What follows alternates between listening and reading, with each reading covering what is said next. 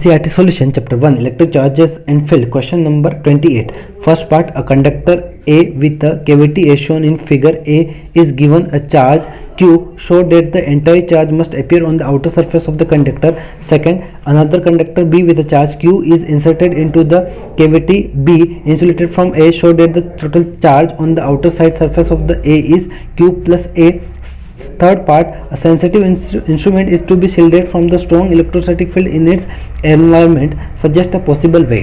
Okay, तो यहाँ पे अपने को क्या बोल रखा है फर्स्ट पार्ट के अंदर कि ये ए जो आपका क्या है कंडक्टर है, इसके अंदर एक कैविटी है, ठीक है, और क्यू चार्ज अपन ने इसको दिया है। तो जो क्यू चार्ज दिया है ना वो सरफेस के ऊपर ही रहेगा, कैविटी के अंदर नहीं आएगा। ये अपने को प्रूफ करना है। क्लियर है? जो एक कैविटी वाला कंडक्टर है जिसको अपन ने क्यू चार्ज दिया है वो क्यू चार्ज सरफेस के ऊपर ही रहेगा, कैविटी के अंदर नहीं आएगा। ये अपने को प्रूफ करना है। ओके, तो देखो यहाँ पे मैं क्या करता हूँ, इसको डायरेक्ट सॉल्व करते हैं कि यहाँ पे कि मैं एक यहाँ पे गॉसियन सरफेस बनाता हूँ इसके अंदर, ठीक है, कंडक्टर के अंदर, ठीक है, यानी ये मेटल पार्ट के अंदर मैं गॉसियन सरफेस बनाता हूँ। मेरे को इतना पता है कि मेटल के अंदर, कंडक्टर के अंदर यहाँ पे इलेक्ट्रिक फील्ड क्या होता है, जीरो होता है, ठीक है। इस गॉसियन सरफेस में जो इलेक्ट्रिक फील्ड आएगा वो जीरो आएगा। तो इस गॉसियन सरफेस को मैं सॉल्व करता हूँ तो फ्लक्स इज इक्वल टू क्या लिखूंगा, electric field into area is equal to charge enclose upon epsilon not, right. अब मेरे को पता है यहाँ पे इलेक्ट्रिक फील्ड जीरो यानी फ्लक्स जीरो हो जाएगा। इलेक्ट्रिक फील्ड यहाँ पे क्या होता है, मेटल के अंदर इलेक्ट्रिक फील्ड क्या होता है, जीरो होता है। इसके अंदर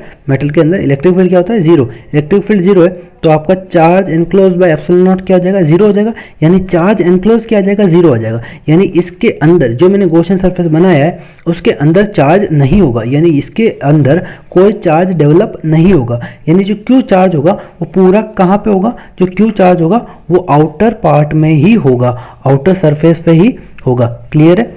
समझ में आ गया?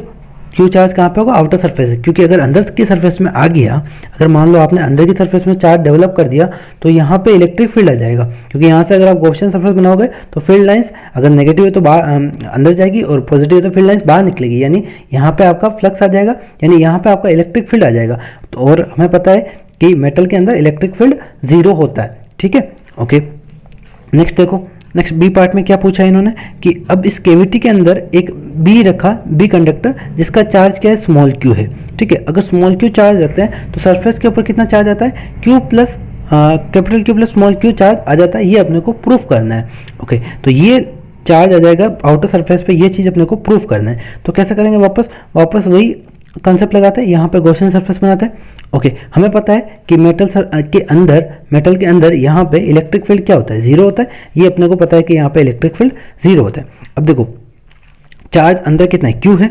ओके, तो सोल्व करते हैं इसको। तो अगर चार्ज क्यू है तो मैं फ्लक्स इज इक्वल टू क्या लिखूंगा, इलेक्ट्रिक फील्ड इनटू ए और charge enclose upon epsilon not, right. अब electric field E is equal to zero मेरे को श्योर पता है, और चार्ज एनक्लोज आप क्यू बोल रहे हो, राइट, एप्सिलॉन नॉट जीरो। तो ये टर्म तो जीरो है नहीं, यानी अपना चार्ज एनक्लोज क्यू नहीं, चार्ज और भी कोई है, ये अपने को दिख नहीं रहा अभी, राइट। चार्ज अपन यहाँ पे क्यू ले रहे हैं ना, क्यू नहीं, यहाँ पे और भी कोई चार्ज है वो अपने को दिख नहीं रहा है, राइट। ये आपका ए बी पार्ट है और यहाँ पे बी के ऊपर चार्ज क्यू है, राइट, और ये आपका ठीक है। तो यहाँ पे अंदर चार्ज, ये आपका गॉसियन सरफेस है, तो अंदर चार्ज और भी कोई है जिसकी वजह से नेट चार्ज क्या हो रहा है, जीरो हो रहा है। तो अंदर अपने को नेट चार्ज जीरो करना है, तो मैं क्या करूँ, ये बी है, बी के ऊपर चार्ज क्यू है। अब क्यू की वजह से जो अंदर का जो कैविटी का सरफेस है ना, अंदर वाली सरफेस, उसके ऊपर एक नेगेटिव चार्ज डेवलप हो रहा है। कितना इंड्यूस हो रहा है, वो माइनस क्यू इंड्यूस हो रहा है। कितना इंड्यूस हो रहा है, माइनस क्यू। यहाँ पे कैविटी के अंदर की सरफेस में नेगेटिव चार्ज इंड्यूस होगा। जब अंदर पॉजिटिव रखेंगे तो अंदर की तरफ नेगेटिव, इसकी वजह से नेगेटिव यहाँ इंड्यूस होगा, और वो कितना होगा, माइनस क्यू इंड्यूस होगा। अगर माइनस क्यू इंड्यूस हुआ तो क्यू इन कितना हो जाएगा, नेट अंदर चार्ज कितना हो जाएगा, अंदर की तरफ प्लस क्यू माइनस क्यू। तो अगर नेट चार्ज कितना हो जाएगा, जीरो, यानी इलेक्ट्रिक फील्ड क्या आ जाएगा, जीरो। तो इलेक्ट्रिक फील्ड मेरे को यहाँ पे जीरो करने के लिए अंदर एक नेगेटिव चार्ज इंड्यूस करना पड़ेगा, राइट। ओके, तो अपना जो कैविटी है ये, इस कैविटी में ये अपना बी है जिसके ऊपर चार्ज क्यू था, और यहाँ पे क्या नेगेटिव चार्ज है। अब अगर यहाँ नेगेटिव चार्ज इंड्यूस किया अपन ने तो यहाँ पे अपने को पॉजिटिव चार्ज इंड्यूस करना पड़ेगा। क्यों करना पड़ेगा, क्योंकि मेरे को पता है कि टोटल तो चार्ज कितना है, small Q plus capital Q है ना, टोटल तो small Q plus capital Q है।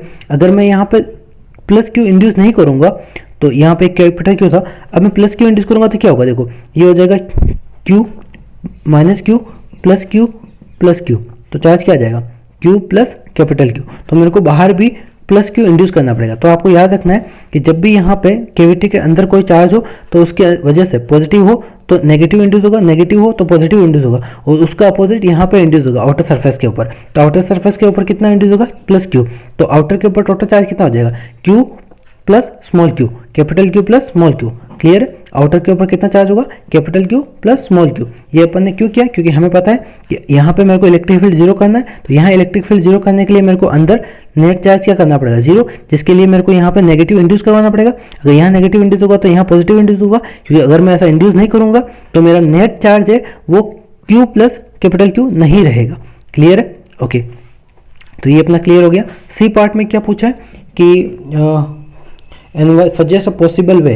ओके, तो हमें पता है कि यहाँ पे इलेक्ट्रिक फील्ड जीरो होता है, तो जब भी किसी चीज़ को शील्डिंग करनी हो, ठीक है, यानी कि उसको इलेक्ट्रिक फील्ड से बचाना हो, तो उसको मेटल के अंदर रख देते हैं। किसके अंदर रख देते हैं, मेटल के अंदर, ताकि क्या कि उसके अंदर इलेक्ट्रिक फील्ड ना जाए। जैसे ये आपका मेटल सरफेस है और इसके अंदर मैं कुछ भी रख दूँ ना तो वो सेफ रहेगा इलेक्ट्रिक फील्ड से।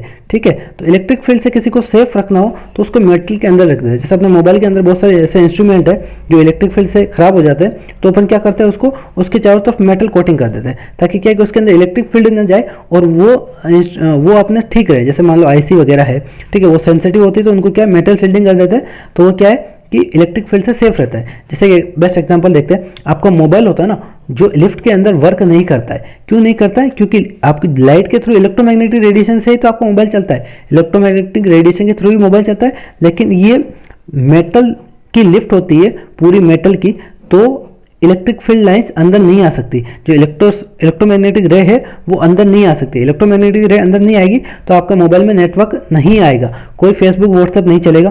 क्लियर है, ओके।